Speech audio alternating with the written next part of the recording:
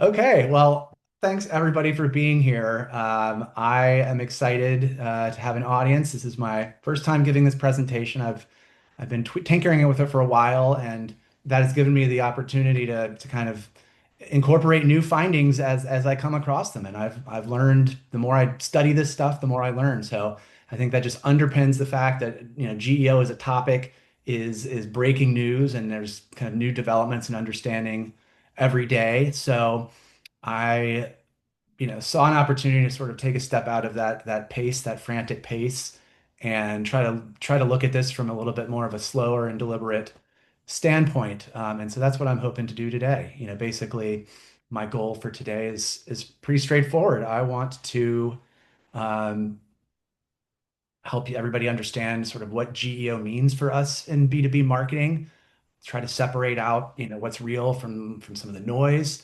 And I think, for many of us, how we talk about this to the people that we report to and that report to us, who are looking to us to have some answers, right? Who are asking us, should we be worried? So, nothing here is about doomsday. We're here for clarity, right? We're here for clarity. We're here to get our heads around this shift that's happening and what that means. And spoiler alert, it's going to reward strong brands.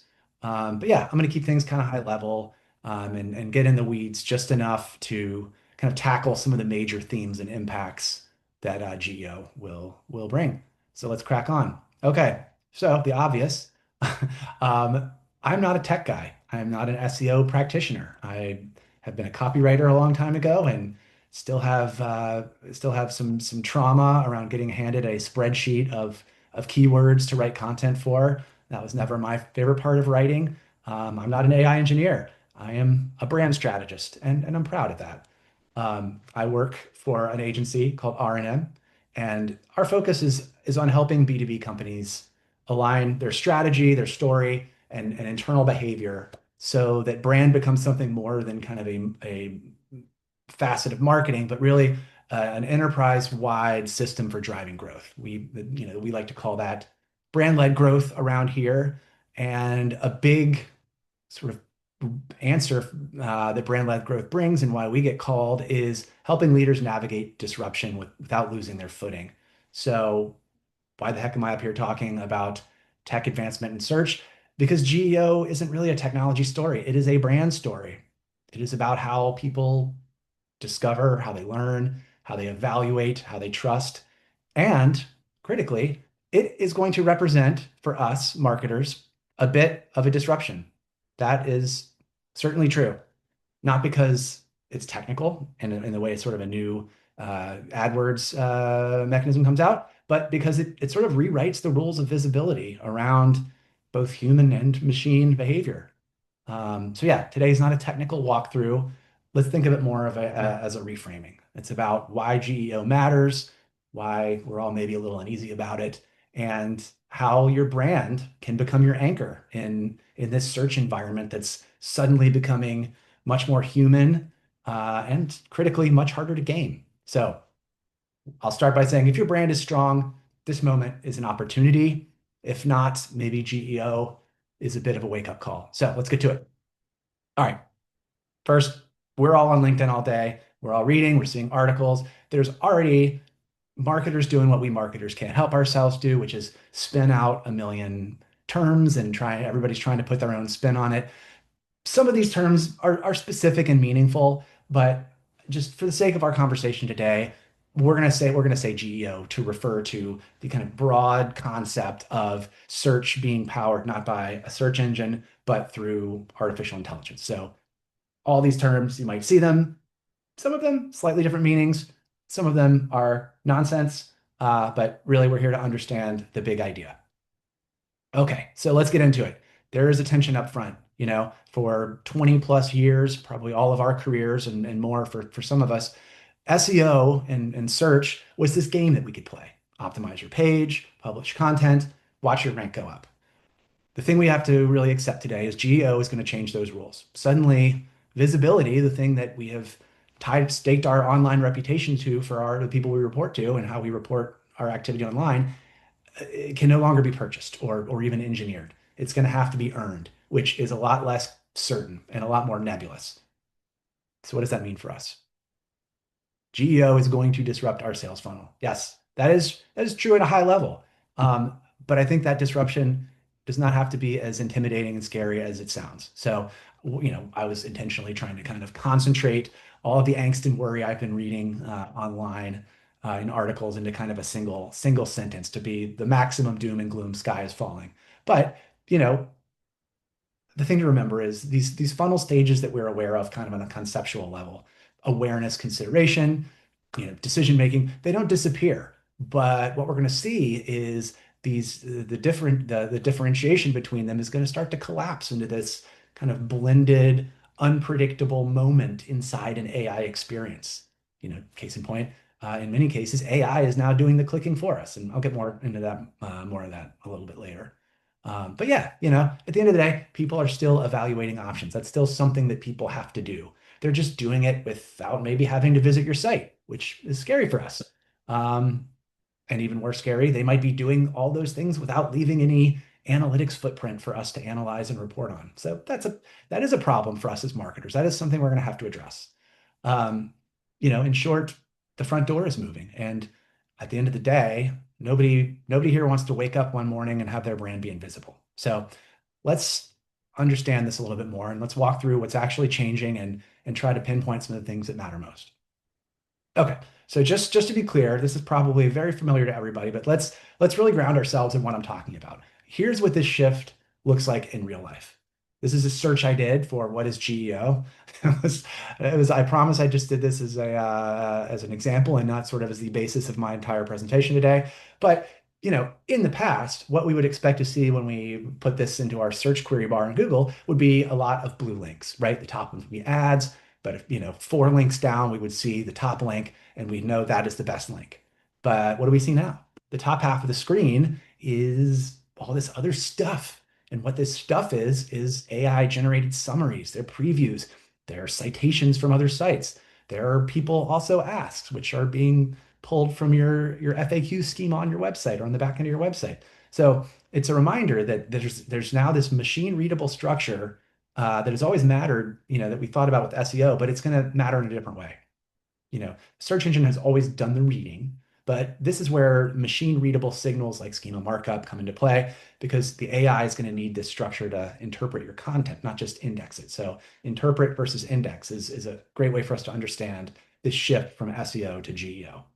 And if you look way, way down here at this arrow, I don't think I can have my pointer anymore. But way, way down here, the part where hardly anybody's going to make it, that is the top organic search. That used to be the beachfront real estate for all of us trying to play the search game. That's where the very best SEO contender is being relegated. So in a way, SEO still matters technically, but it's not going to guarantee visibility in the way it once did. And that visibility is going to change because now we are weighing a top organic link against all this work that the AI is doing on our part, all this synthesis, all this solution finding. So it's not just the real estate, it's what is above it. We're not comparing necessarily ranking positions. We're comparing, very different types of content being served up. So this is one way for us to sort of understand the new game we've got to play. Okay, so again, maybe you've all experienced this, but just a quick example of what this looks like in practice. This is my 5-year-old West, Wild West, as his BMX jersey reads. He's had a stellar start to his career on his Strider bike, and he wants to get on a pedal bike. And I am new to the sport and don't know the first thing about buying bikes for a 5-year-old. So I did what anybody would do. I went online, and traditionally my story would have started this journey.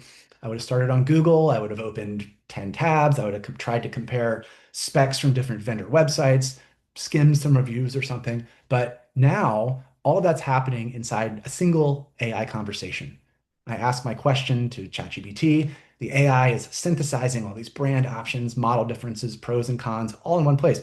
It's also drawing from all of the other questions I've been asking ChatGPT over the course of the last year as I've started learning about BMX. But what you can see here is I'm getting an overview that's not requiring me to do any clicking, no browsing. I'm not hitting any websites. This is sort of what it looks like when I'm talking about the funnel collapsing into this more nebulous cloud of activity.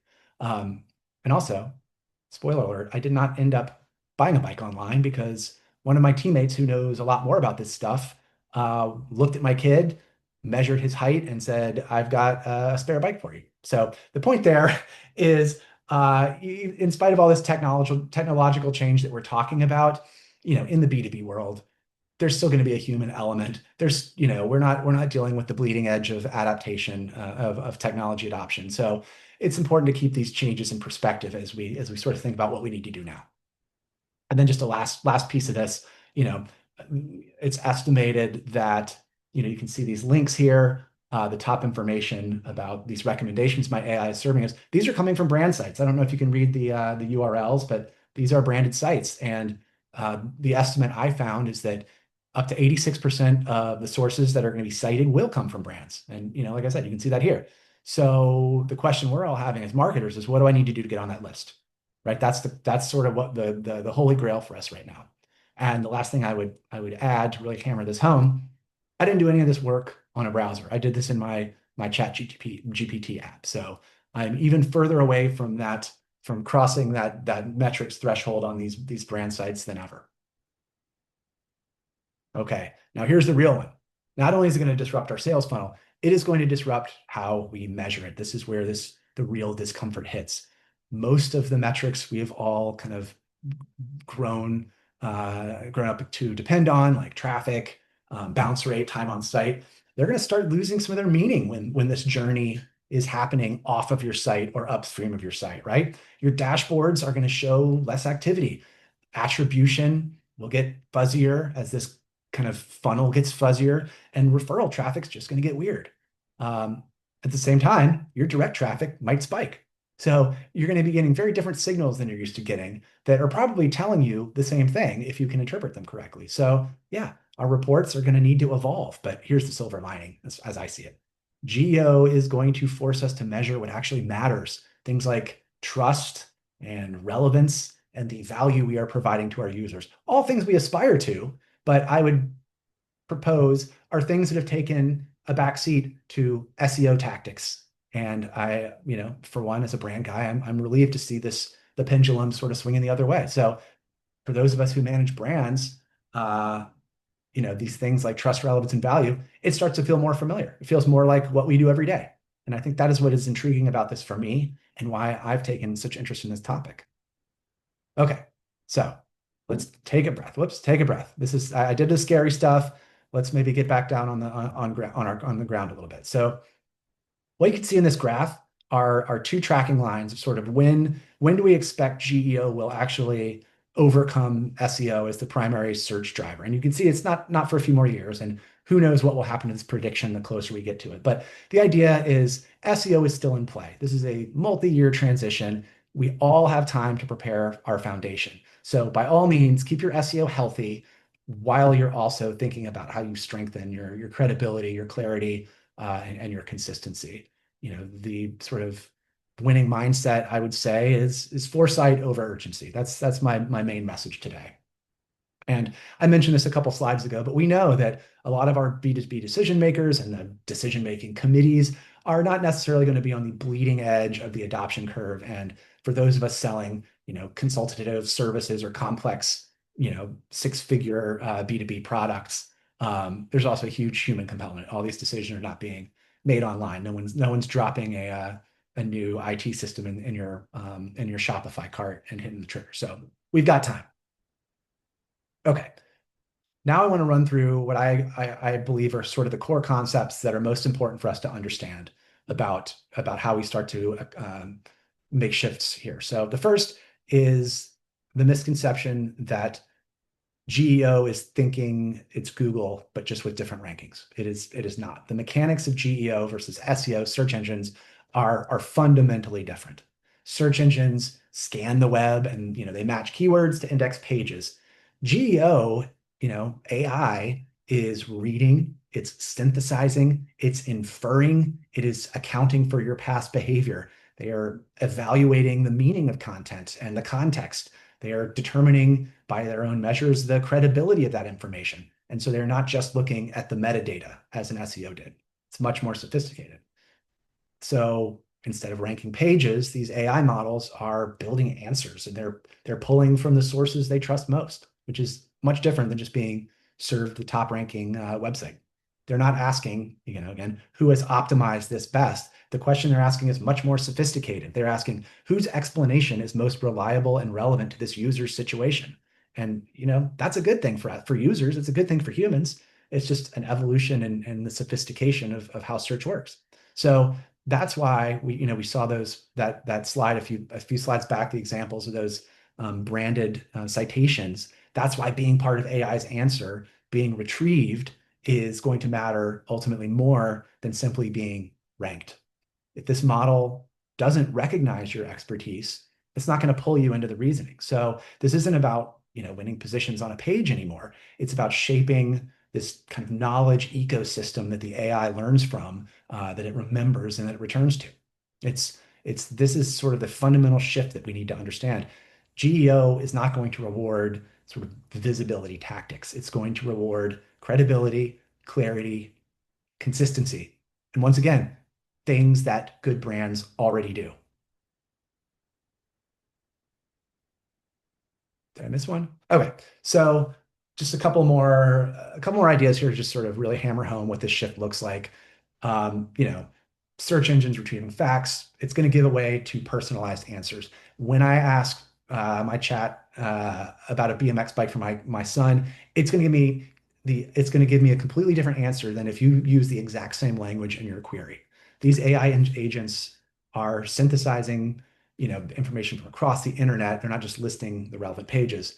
And the search terms that we should rely on, they're going to be eclipsed by things like user intent. My agent is going to understand what I'm trying to do, not just what I'm asking it. So rather than trying to construct a query that is keyword strong, all I really have to do now is describe the situation I'm trying to solve for, right? It's a much more human behavior. Um, we talked about this, of course, but highest rank, that real estate on the front page is going to give way to highest authority. And we will return to that word shortly. But like I said, visibility is going to have to be earned. And, for us, understanding these shifts is really going to help us start to shape our strategy. Okay, next, we touched on this briefly, but yes, the metrics we've lived by are going to lose some of their salience in this AI environment. But even if we see dropping numbers, that doesn't mean your marketing is not working. It means that the behavior has moved off site where you can't see it. So we have to adapt. We will need a new way of evaluating our efforts and demonstrating the results that we're getting. So here's kind of what that shift might look like. And I want to spend a little bit more time on this one because I know the metric side of this is really the thing that's most under threat for us as marketers. So first up, traffic. For years, traffic told us who came to our site. It was great and how many people there were. In GEO, the more important question we're going to be needing to answer and account for is where are we showing up? So it's going to be less about counting website visits and more about understanding how often the AI engines are pulling us into the conversation. And that's a very different kind of visibility, right? Um, Moving on next, time on site, right? This one kind of gets even noisier in this zero-click world. People may never reach your site, but they might still be engaging with your ideas. And so if you're not able to capture that, then you're not getting the whole picture. So what we have to do is maybe move from measuring how long they lingered on our page to looking at other things like engagement off sites, the likes, the shares, the saves, the reposts, the comments, the discussions, how often are we're being quoted elsewhere. Real engagement, things humans do to show that they have found value in what you have provided. These are the signals that will tell us that our ideas are resonating, even if those interactions aren't happening on our own turf, right? And then, here's a big one, right, for all of us in B2B, conversion paths. There's those, our nice, big, beautiful attribution journeys that we've spent so much time and effort building. They're going to fade because that journey is starting to happen in places that we can no longer see. So we're going to have to move to a model where we're looking at ecosystem recognition, right? Our credibility out there. Are we being cited in the AI answers? Are we being mentioned in articles? Are we being included in lists of best of? Our partners and media is listing us as trusted sources as our leadership part of that equation. Do we have visible leadership? These are the new signals of influence. And yeah, this is going to be a little bit uncomfortable. The data is going to feel thinner, right? Your dashboard is going to feel less certain and robust, but it will also be more honest and reflective of the true value you're providing as that customer is making that decision. Because we're not just measuring kind of in our primitive way who clicked a link, we are measuring who trusts us, and that's what we wanted all along. We just didn't necessarily have the ability to see that. Finally, we've talked about this a bit, but I want to really hammer this home. In the new era of GEO, your website becomes one signal, but not the signal. Buyers, they may never land on your homepage, right? But the AI still needs to know who you are and needs to know what you stand for and needs to know why you're credible. That means your brand needs to be recognizable even when your website isn't in the room, right? If your name shows up in articles, in reviews, citations and lists and podcasts and LinkedIn posts and expert commentary of all kinds, then the AI starts to see a pattern. It starts to understand that this brand shows up consistently and people trust what they say, right? So that's the real shift. Visibility moves from being kind of page-based to being presence-based. Once again, this sort of technical line that was drawn between a brand and this thing that is a website, this technical thing, is starting to blur. And all of a sudden, the entire sort of mechanism completely aligns with what a brand is supposed to do. And once buyers start making these decisions off your website, the only thing that keeps you in the conversation is whether both humans and the AI are recognizing you as a trusted source, no matter where those users are. So that's exactly where we're going to move next, because all this comes down to one big thing, the word I mentioned before, authority. So let's talk about what that is, how it works, and how we build it. Okay, so this is my punchy statement here, but I think this is probably the biggest takeaway I would ask everybody to jot down today, because visibility is the thing we wanted. In the SEO world, that was achieved in one way. Now we're talking about another way. But this really pays off everything we've been talking about. If buyers are discovering, evaluating, and deciding outside of your website, then the only thing that keeps you visible is whether your brand is recognized as a trusted source wherever that AI is looking. So that's the shift. Visibility isn't something you own, it's something you earn. Authority is sort of the GEO word that becomes this proxy for this thing called visibility that we've all been trying to achieve with our online efforts. So, um, I'm not here to author a new marketing buzzword. This is not mine.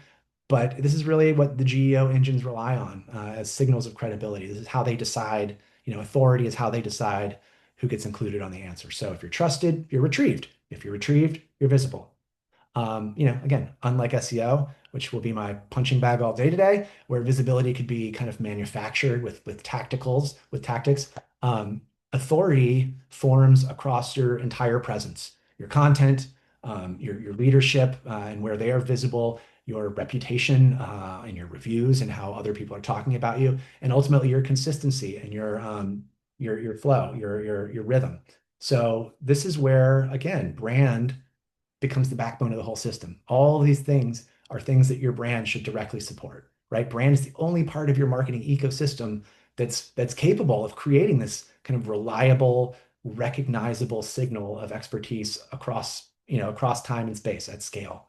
And these are exactly the signals that GEO is going to be scanning for when they're determining who to include in those answers. So when I say authority is the new visibility, what we're really saying is your brand is now your visibility strategy. Your brand is your authority is your visibility. So let's unpack that a little bit more and get into kind of how GEO is talking about this idea of authority.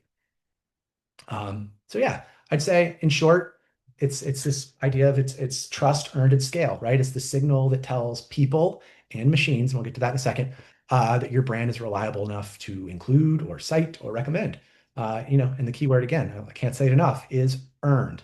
You can't trick your way into it. You have to build it the hard way through consistently showing real expertise, having a point of view. and having proof that other people have found your work visible and valuable. Sorry, valuable. On your website, authority shows up in the way you explain things. So how you structure your content, the language you're using, your FAQs, things like expert explainers and case studies, ungated resources, right? Things that are behind a paywall are going to be invisible to the AI. So you're going to have to kind of reevaluate that strategy of how you are extracting value from that blue chip content that you might be creating, that you would kind of had paid for before, through lead generation. But we're looking at content that teaches, not just sells, and content that's easy for both humans and machines to do the things that they are trying to do with. Um, on your website, the authority really is coming from the ecosystem around you, and sort of where do your ideas travel? This, I talked about some places that happens, but like citations, who's referring back to you? Are you guest posting anywhere? Again, all of these things point to what I would call kind of earned media, emphasis in our sort of earned, owned, and paid ecosystem. This earned media piece becomes much more central to authority, and I'd say arguably, sort of offsets that balance between how you resource those three types of media. Um, Finally, I think it's sort of it's not as complicated as it sounds, because AI is looking at the same signals of trust that people do, sort of. We'll get that in a second. And brand is your tool for making those things coherent and consistent and recognizable everywhere you show up. So there we go. Authority is trust earned over time. That's my 2 cents. Okay. Quick detour on authority, as like capital A authority as GEO uses it. We have to understand there's sort of two facets of this. There's the human facing and the machine facing. We talked about this a little bit, but just to really hammer it home, human facing authority is the familiar one, right? That's our point of view, it's our expertise, it's the clarity in our content, it's our reputation, all those good things. The machine facing part is sort of the technical side. And that might look like your schema markup on the back end of your website. It's how you structure your data, things like freshness signals and clarity of labeling and all that kind of groovy stuff that probably your digital marketing team owns now in the SEO space, but will just be having a new playbook on the back end. But it's critical that you have to touch on both of these, and they feed each other. You need both. Humans will reward credibility, machines reward clarity, and then kind of together they are going to determine whether you get surfaced in AI. Because, like I said earlier, human, those engagement signals that you're getting from users, AI picks up on that, and that prioritizes your authority. And on the machine side, having the correct metadata, make sure that you're getting credit for it from the machines. Okay, again, mentioned this once or twice, but I want to spend a little more detail here. Authority is not something we're going to gain. It's a black box, and it is a black box on purpose. It is fundamental to the business model of these AI companies that we don't ever get to fully understand what they're doing. SEO kind of gave us a rule book. It was pretty much more straightforward. But AI isn't just scanning for check off our list of tactics, right? It's scanning for patterns and trust over time, and it's evolving. But there's a little bit of good news here, because even without the formula, we can kind of see some of the patterns that are consistently showing up as brands, in brands that AI treats as kind of having that authority. So I would say let's not think about these as kind of ranking factors, but possibly as sort of levers that we can pull to influence. So the first one is expertise, right? Are you demonstrating real depth, clarity, insight in the areas that you should own? Are you explaining things better than anyone else? This is where having that point of view, and having defined expertise in your area really matter. Credibility, right? Talked about this before, but who else validates you, right? Are you being referenced and cited and quoted? Are you being talked about outside of your own walls? This is where these proof points, your customers, your partnerships, arguably PR. PR has always been sort of my distant cousin, but the more I think about this work, the more I have a kind of a new framework for how I would want to incorporate PR into an overall kind of authority strategy. Consistency. Are you showing up regularly, with a coherent voice, and a recognizable perspective, or are you just kind of publishing in fits and spurts, which, hey, we've all been guilty of that, resources being what they are. But this is where content rhythm and sort of cross-channel alignment really matter, and really making that content strategy work. Finally, freshness. Are you contributing new thinking? Are you keeping content active and relevant? This is where updating and evolving and staying in the conversation really matter. And another thing I'll say about freshness, and something that's important here, is authority isn't static, right? The target is always going to be moving. Because the AI models are always evolving. They're going to get smarter. They're going to change what they value based on how us marketers, what we're cranking out. And their executives might, pivot the product. Things that we don't know, we can't control. So we have to be responsive. We have to be nimble. We have to keep things fresh. What counts as proof today might shift as AI learns how to filter out low value or kind of just AI slop that's generated, right? And I think, structuring your content strategy with this as a given, with the fact that you're going to have to constantly be evolving and be nimble, is going to be essential. So, none of these are hacks, none of these are shortcuts. These are behaviors, arguably, I think, behaviors that any good brand exhibits already. So, I wouldn't think about this as a checklist, but just think about these as the signals that you want to make sure your brand is giving to earn that reputation, and how AI is going to be able to detect you. And at the same time, things that'll make people trust you. So these are things to think about. Okay, so we've been through a lot today. I did my best to paint the scariest picture possible. I think that was the price of admission today, but I want to emphasize that none of this is a Monday morning scramble. Small, smart steps that we make kind of consistently over time, over the next couple of years, will put us way ahead of the competitors who either freeze or overreact, right? No one has all the answers yet. All we can do is start to be taking a measured approach. So I'd say think planning, resourcing, alignment, not panic. And maybe that will be something that the people you report to and who report to you will be happy to hear. So best I can tell, here's a few places you might want to start if you are wanting to undertake this. Take a fresh look at your existing content, no longer through an SEO lens, but through a trust and clarity lens. Is it straightforward? Is it genuinely helpful? Would a machine or a skeptical buyer walk away saying, this brand knows what they're talking about, right? Next, we've got to shift our content model, again, beating on the dead horse of SEO, from keywords to questions, real questions. How do I do this? What is the difference between this and this? Is this worth it? The questions that humans ask when they're trying to understand something, not just the questions humans ask a search engine, right? The moments that these buyers actually have.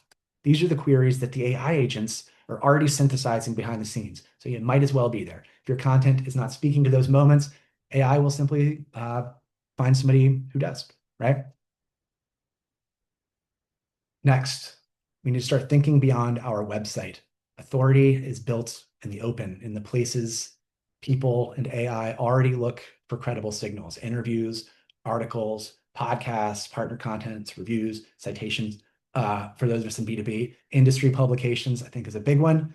Your goal is to make sure your expertise is recognizable everywhere, not just at home. So the value of earned media, as I mentioned before, I think is going to increase. The way we approach earned media is going to increase. The way we probably resource for it will increase, and maybe offset this sort of three-legged stool between earned, owned, and paid that we've all kind of relied on.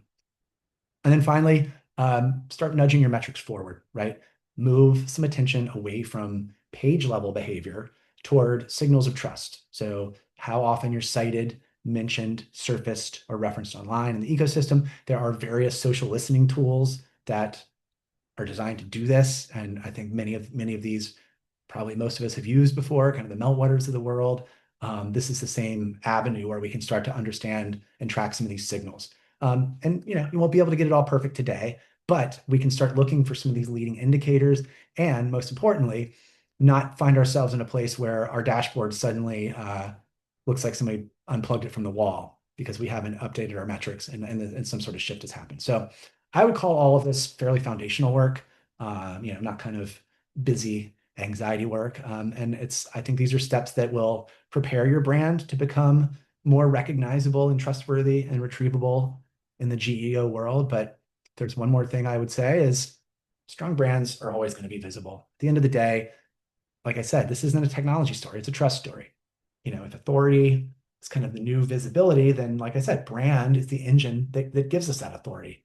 And as we will continue to see, the algorithms may change and the interfaces will evolve and new things are going to come out and search behavior is going to keep shifting. Humans are going to be retrained on, for those of us who grew up with kind of grew up with the web and grew up trying to be smart in how we authored our Google queries, that knowledge is going to become esoteric and not important. People are just going to have to say directly what they're trying to do. But the good news is strong brands make that easy. They're clear, they're consistent, they show up with a point of view.